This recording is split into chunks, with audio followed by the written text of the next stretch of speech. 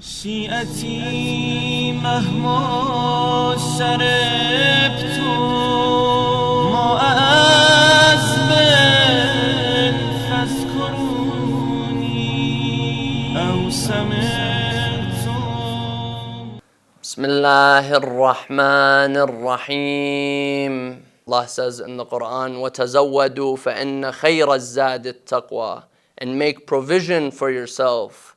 Verily, the best of all provisions is taqwa, the God conscience. Best way to reach taqwa, best way to reach taqwa is to constantly have a dialogue with Allah. To keep a connection with Allah. If I keep a connection with Allah, I will know that Allah is always watching me. Allah is always guiding me. Allah always has a connection with me. And I do this through the worship, through speaking to Allah. I do this through the dialogue with Allah.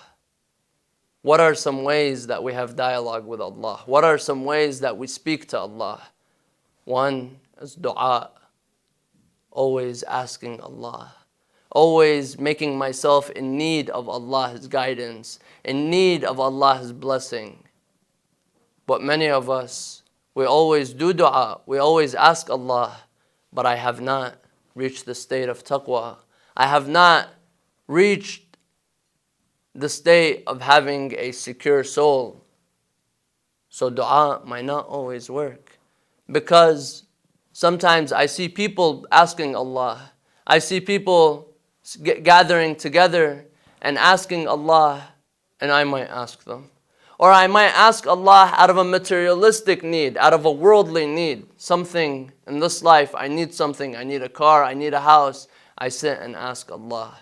I need a better form of a connection with Allah. What type of connection is this? This, my dear brothers and sisters, is munajat, the dialogue with Allah. A dialogue that is more specific than the dua. Dua is just something, is when I am asking Allah for my need. But munajat, dialogue with Allah, the special type of dialogue, this more specific type of dialogue with Allah, is what will bring me closer to Allah. In the middle of the night, when everyone is asleep, when everyone has gone to do what they want to do. Everyone is resting. Everyone is with their spouse, with their family. But a person who wants to have dialogue with Allah stays up in the middle of the night.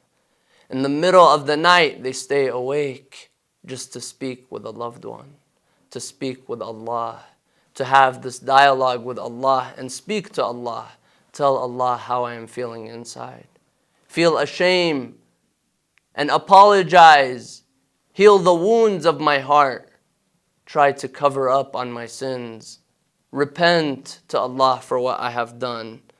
Speak to Allah, speak to my Lord. Speak to my Creator in the middle of the night. This is munajat. And munajat will bring me closer to Allah. Munajat will cause me to reach the state of taqwa, have piety, and have a stronger connection with Allah. Allah says in the Quran, إِن كُنتُمْ تُحِبُّونَ اللَّهَ فَاتَّبِعُونِي يُحْبِبْكُمُ اللَّهِ. If you love Allah, follow. Allah tells the Prophet, say this to the people, if you love Allah, obey me and follow me, Allah will love you. In another verse, وَالَّذِينَ جَاهَدُوا فِينَا لَنَهْدِيَنَّهُمْ سُبُلَنَا. And the ones who strive towards our way, the ones who struggle towards our way, we will guide them. So all I have to do is try. All I have to do is try to have this dialogue with Allah. Try to have this connection with Allah. We go towards Allah. Allah will come 10 steps towards us. I go 1 step towards Allah. Allah will come 10 steps towards me and guide me and help me. All I have to do is choose and make the first decision. Imam Ali says, ركعة لي في دنياكم أحب إلي من الجنة وما فيها. Imam Ali, he says, one rak'ah, one unit of prayer in your life, in this life, is better for me. I favor that one rak'ah, that chance to worship Allah over all of the heaven and what it has. Imam Ali favors one unit of prayer over all of heaven. We worship Allah so we can reach heaven. We worship Allah so we can go to heaven. But Imam Ali worships Allah because he loves to worship Allah, because he loves to have this connection with Allah. This is the difference between a person who has taqwa and doesn't. We seek munajat to strengthen. We seek the dialogue with Allah to strengthen our souls, to have inner peace, to reach piety. And the best example of munajat is from Imam Zayn al-Abidin, the adornment of worshippers. Imam al-Sajjad, the prostrator, given the title the prostrator, the one who is always worshipping Allah, the one who we should look to when we want to look for a great example on how to worship Allah, on how to have a connection with Allah. Imam Zayn al-Abidin has a beautiful dua. He would recite in the middle of the night, Dua Abi Hamza Thumali, the dua that he taught, that he was reciting in front of one of his companions, Abu Hamza Thumali. In this dua, Imam Zayn al-Abidin teaches us how to heal our wounds, how to come closer to Allah, how to speak to Allah.